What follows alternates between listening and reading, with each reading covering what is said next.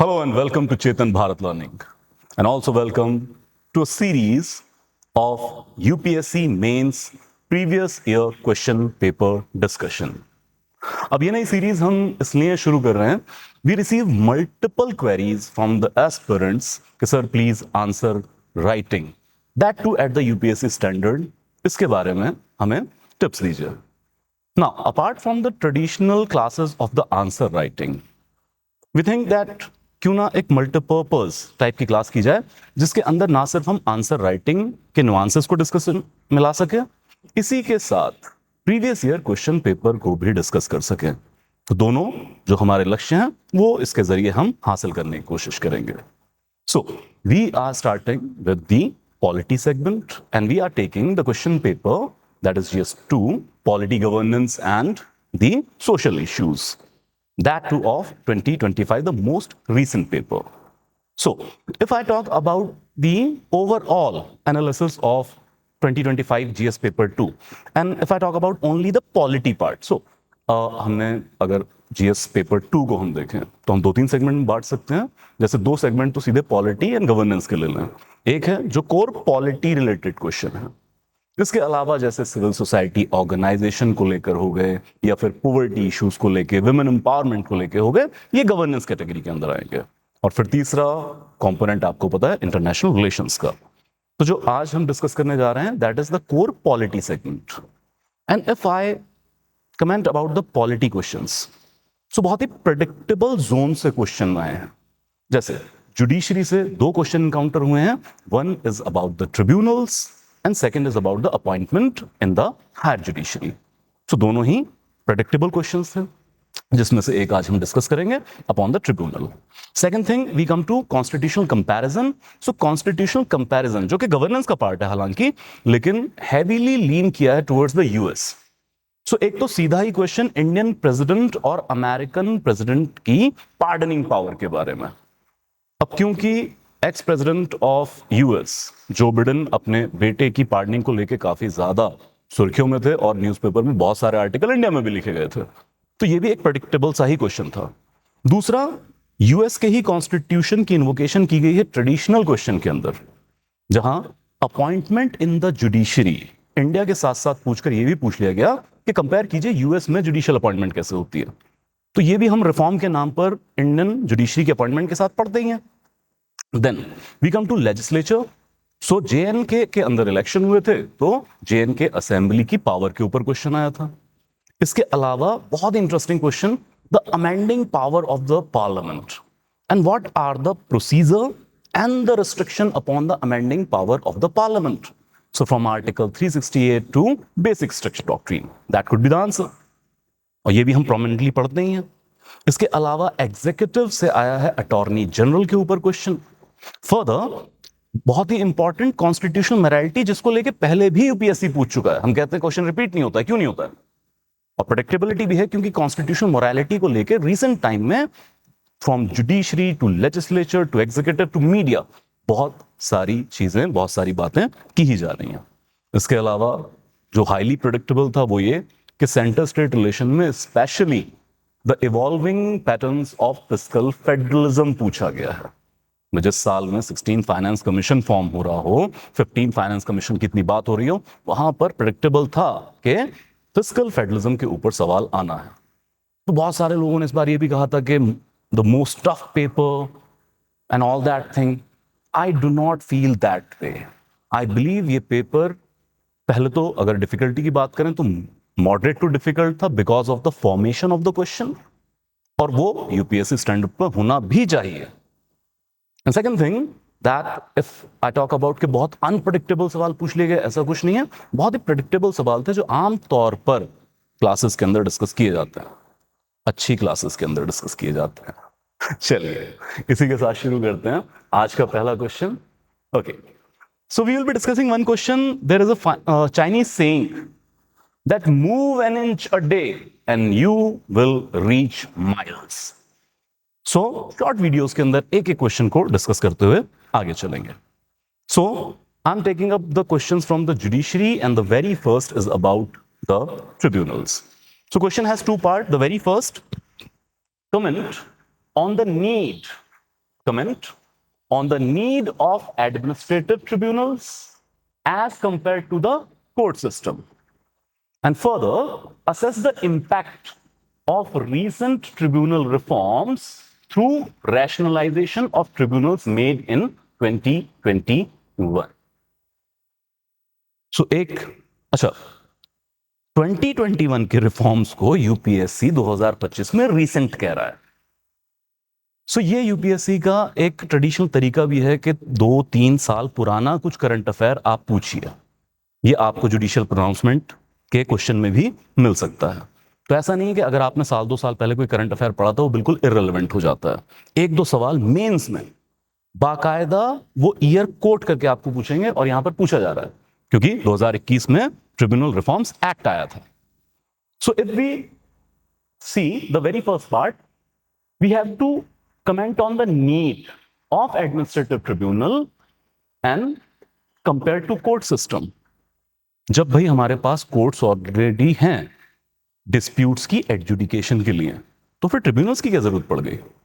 और दूसरा, अब अगर ट्रिब्यूनल आ चुके हैं तो भाई उसकी कमियां कुछ होंगी, तो फिर उसकी वजह से आप रीसेंट रिफॉर्म लेके आए हैं. और सिर्फ रिफॉर्म नहीं बताने हैं, सिर्फ 2021 का जो रिफॉर्म है वो नहीं बताना है, साथ में उसका इंपैक्ट क्या है ये भी बताना है.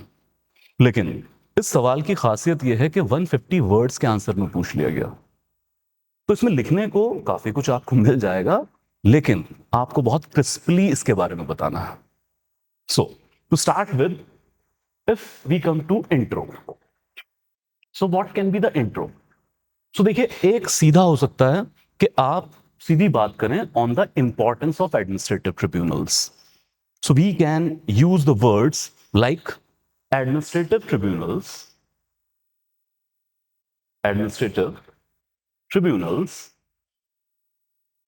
provides, like क्या importance है इसकी?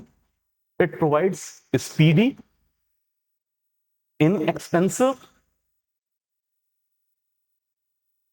and expert justice as compared to the lengthy procedure of the courts.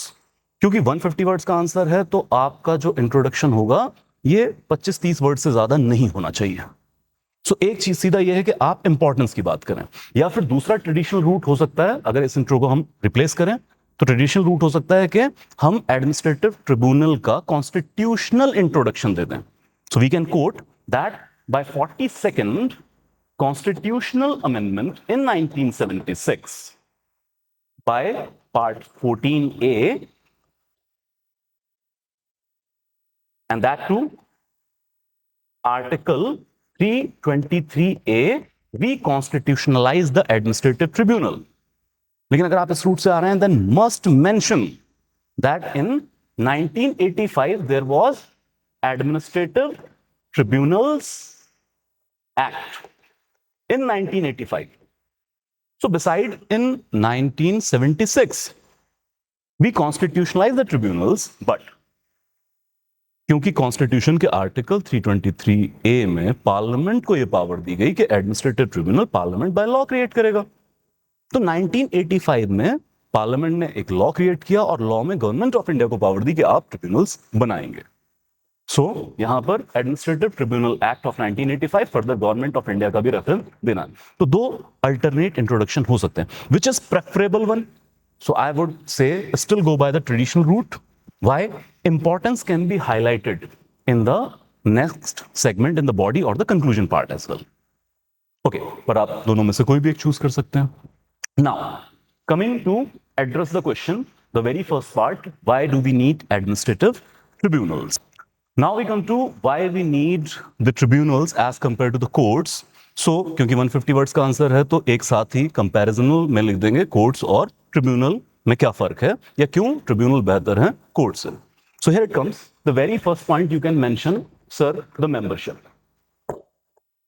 Courts are driven or ruled by the judges only, and judges are expert of law but not of service matters. Service matter के बहुत सारे nuances हैं. भाई transfer किस तरह से होगा, promotion किस तरह से होगा, इसमें बहुत सारे नुआंसेस हैं. सिर्फ लॉ ही ऑपरेशनल नहीं होता है यहां पर. सो क्योंकि members are drawn from judiciary plus administrative field, So what we can say, the net result is quality can be enhanced, quality of justice can be enhanced. Second thing, sir, talk about the cheapness or affordability in economic terms. So courts charges hefty fees. Even in courts like lawyers, big advocates, they charge heavy fees. Lekin tribunals, it is way more than cheap. So like at times you have to just pay 50 rupees and that's it. So economic accessible है. इसके अलावा आप geographical accessibility की बात कीजिए. Accessible क्यों है? क्योंकि देश भर में 19 रेगुलर बेंच हैं with the regular bench at the Delhi. इसके अलावा भी 19 बेंचेस हैं.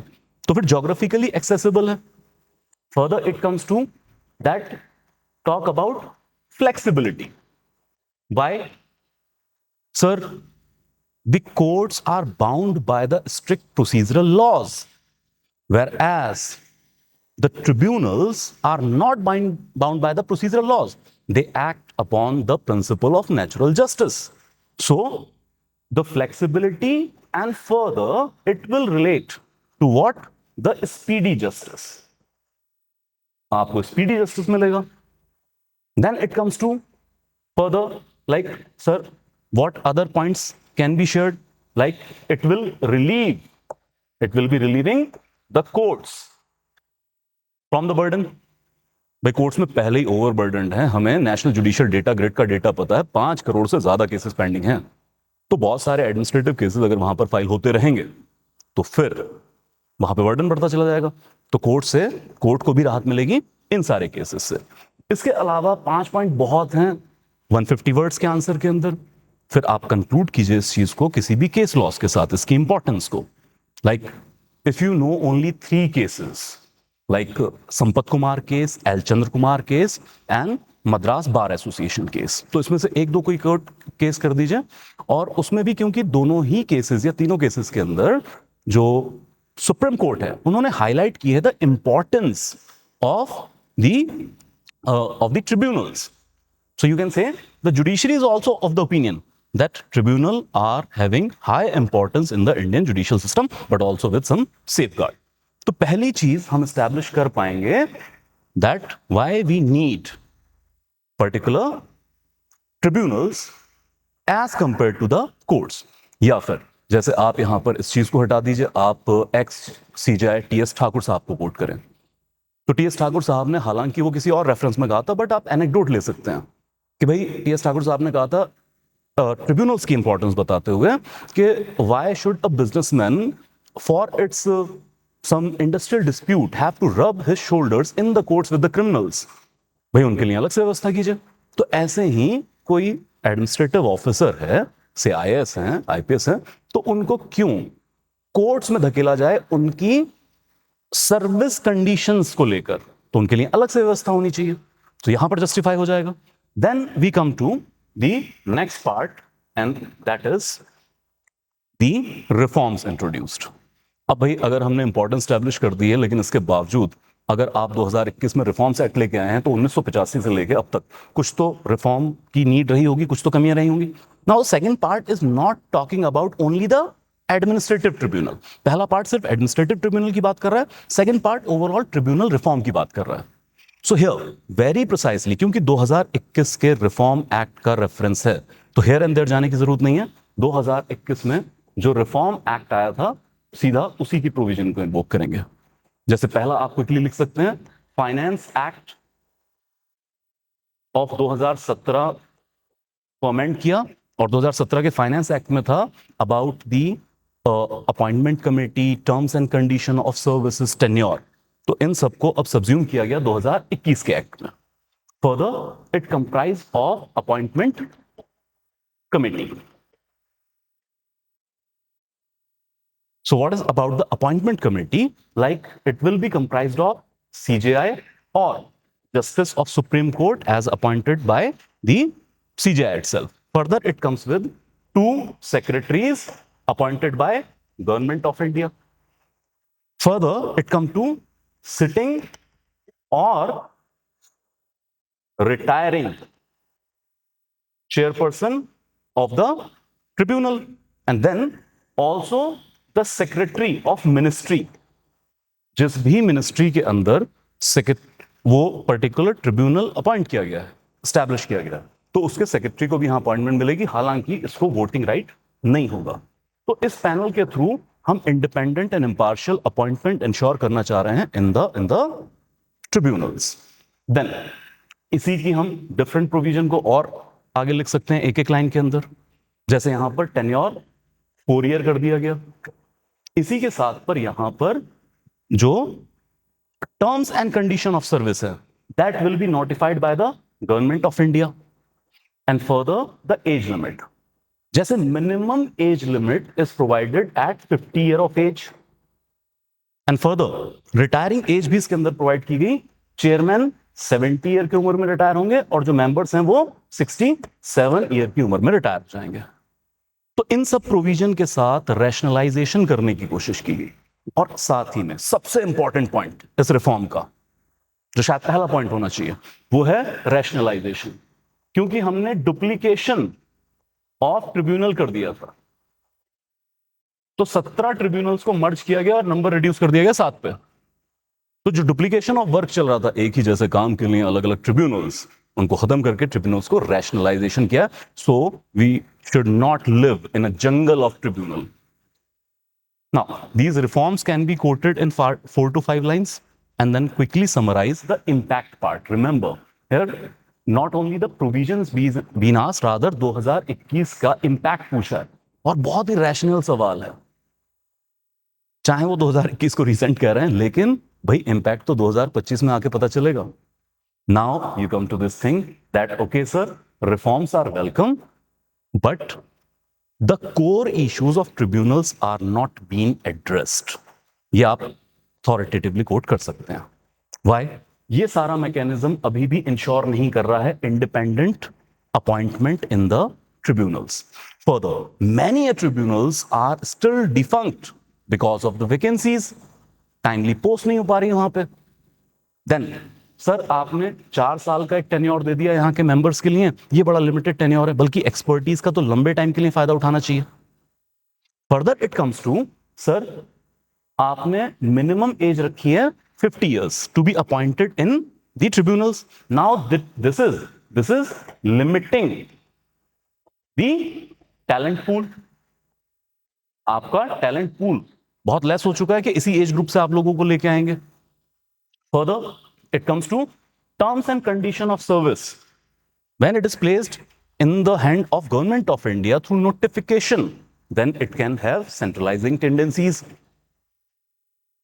So all these points are talking about the impact, and then you conclude with the again Supreme Court judgment, the authority, that from Sampath Kumar to the L. Chandra Kumar case, the court has repeatedly said, the Honorable Supreme Court has repeatedly said that the tribunals must have the standards and efficacy of the high courts in terms of appointment and the terms and condition of service.